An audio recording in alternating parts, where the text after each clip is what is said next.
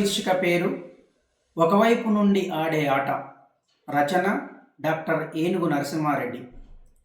పరుగుల పాద విన్యాసంలోనో, పగ్గం లేని బుడితనం గంతుల్లోనో హక్కుల్లేవని తెలియక లాంగ్ జంప్ బెర్రలు దాటినప్పుడు నిషిద్ధాక్షరిని ఉచ్చరించినట్టు తాళ్ళు కట్టి లాగబడేది ఆమె శైశవం.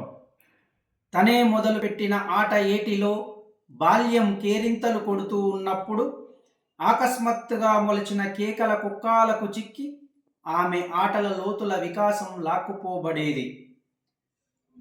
జ్ఞాన శిఖరాల సోపానాల పంక్తిలో అధిరోహణాహ్లాదం అరవిరియక ముందే బలవంతంగా దారి తప్పించబడ్డ ఆమె కౌమార్యం అపరిపక్వ కుటుంబ గానుగకు ఆసక్తితో నిమిత్తం లేకుండా అర్పించబడేది.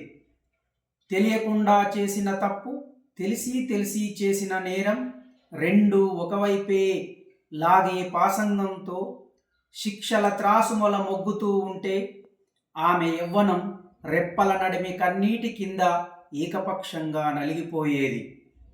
ఒకవైపు దారి వికసిస్తూ ఉంటే మరోవైపు తొవ్వల్లో తీసిన కొద్దీ అడ్డం పడే ముళ్ళ పొదలు. ఒక మైదానంలో వెన్నెల విస్తరిస్తూ ఉంటే మరో ఎగుడు దిగుడు నేలల్లో ఆవరించుకుంటున్న అమావాస్య నిశి. ఒకవైపు వికాసం కేరింతల మోసులెత్తుతూ ఉంటే ఇంకోవైపు కుటుంబ గుడారంలో కుందేటి రూపం విస్తరిస్తూ రెప్పల కింద కన్నీటిని అదిమి పట్టలేని అశక్తత. పూడుకుపోయిన గొంతును ఉగ్గబట్టకుండా ఆపలేనితనం.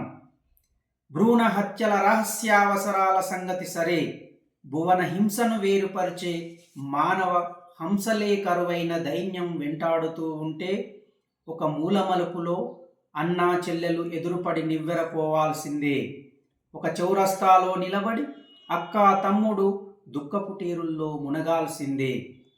అవకాశాల రెక్కల్ని ఇచ్చినట్టే ఇచ్చి అదుపాజ్ఞల చట్రాల్ని పరిచినందుకు మనమంతా వీరంగమేసి వాళ్లను పట్టాల్లో మాత్రమే పరుగెత్తనిచ్చినందుకు, ఇంకా మన తర్వాత మాత్రమే నడిచే అవకాశాల్ని ఒడుపుగా పరిచినందుకు, ఆట ఒకవైపే